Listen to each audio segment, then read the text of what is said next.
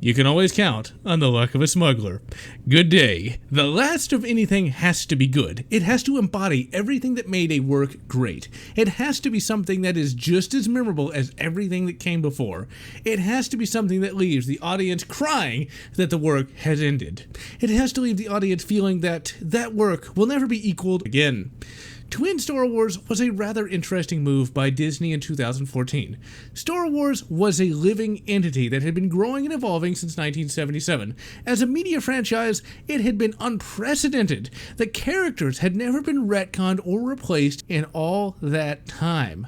The Star Wars Expanded Universe was probably the most prolific and popular of all the science fiction universes. Nothing like it had existed before or since. It featured a world that was realistic. It featured a world that was filled with adventure, and it featured a world that was filled with deeds both large and small. It featured characters that were military and civilian. It featured characters that were allowed to grow over numerous novels and evolve. I read a lot of science fiction, and not one universe can even come close to the spirit of Star Wars. Some works have space battles and some works have scoundrels, but none can capture the magic of Han the Man Solo dodging Imperials while making the Kessel Run. Some works have magical space knights, but none can capture the magic of Luke Skywalker fighting foes and righting wrongs. Star Wars was everything good about sci-fi, and to this day remains my single favorite science fiction book series.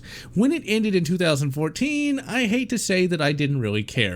For me, Star Wars had been dead since 2008, when the series decided to go grimderp. Alas, like with so many good things, when Star Wars was killed by Disney, it had finally found its way back to the light. Today, we are looking at the last Star Wars novel ever published. Honor Among Thieves was published in March of 2014 and was written by James A. Corey of Expanse fame.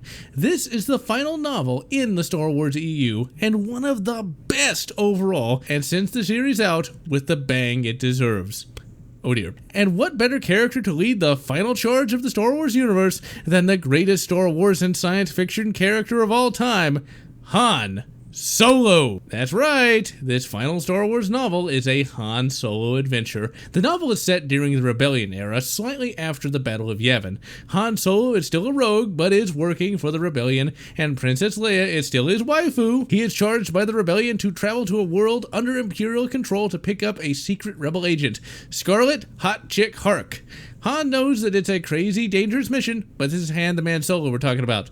Hell, he and Chewie can go invincible for 30 seconds, so it's probably going to be a piece of cake, right? The novel goes into detail about how utterly repressive the Empire is, and shows just how horrible it would be to live under its tyranny. And then Han beats the crap out of an imp officer and steals his clothes. The novel is able to balance realism and seriousness with pure sci-fi fun. Reading this in 2020 makes me so wistful for the glory days of Star Wars that it actually is kind of tear-jerking at times. No fucking novel comes close to the serious fun of a Star Wars book. So when Han lands on the Imperial world, he must first locate Scarlet Hark. In some well-paced chapters, Han beats the shit out of some criminals and finally finds old Scarlet. And Scarlet is a hot chick rebel agent that is, imagine, a crazier version of Princess Leia without some of the leadership qualities. She has info on an Imperial archaeological project to find an ancient alien superweapon. But first, Han and Scarlet get kidnapped by an old friend of Solo's. Remember, at this point in time, Jabba has put out a bounty on Han Solo, and alas, the old friend wants that sweet, sweet money. The fight is epic, and Solo blasts the dude's hand off and escapes with Scarlet Hark. Then, like something straight out of a Han Solo video game that never was, Han and Scarlet infiltrate an Imperial building to find the map to the Imperial project.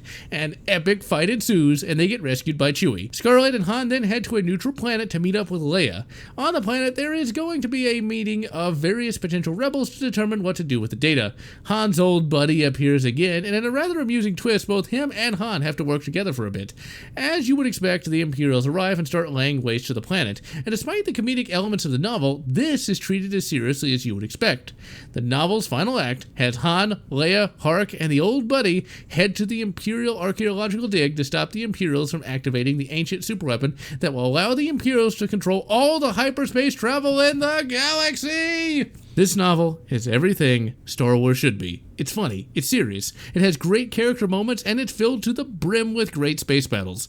This novel exemplifies why great characters are so important. Nothing in this novel is particularly groundbreaking, but how the writer portrays the events makes them absolutely engrossing. You love to see Han Solo kick ass and take names, because he's Han Solo. He's a snarking, kind-hearted badass. Leia is a politician, but she legitimately cares about people and is not just using her power for personal gain. James A. Corey does kind of adapt a plot that would work well in the Expanse series to the Star Wars universe, and in some places this novel even feels like an Expanse novel. However, this just goes to show you how versatile the Star Wars series was, and how a little dose of Han makes everything better. This is a novel that cries out to be read, and I highly recommend picking it up as it will keep you turning pages long into the night. And so I am General Lotz wishing you good hard contact and good Order 66, or whatever makes you happy. If you enjoyed this video, please consider subscribing, and if you can, please consider supporting me on Patreon so that I can continue bringing you this great content. So, that final act though. Han and Co. land on a planet filled with the ruins of an ancient civilization and race to find the command center to stop the Imperials from controlling the galaxy. These are some of the most page-turning chapters in the entire novel. The ancient history of the Star Wars galaxy is always compelling, and these ancient alien structures have a very 40K vibe to them. The final battle is one of the most epic in all of Star Wars. It's a final fight between our heroes and an evil Imperial Moff, in a command center located in the depths of a hollowed-out planet, and the Moff is defeated when he is kicked out into the abyss to fall into the core of the planet. And yes, Luke the Duke Skywalker helps Han and Co. escape in the Millennium Falcon as the planet explodes. Luke even takes out an Imperial Star Destroyer in the bargain. This was the end of Star Wars, and it ended well with a sardonic smile and fun all around.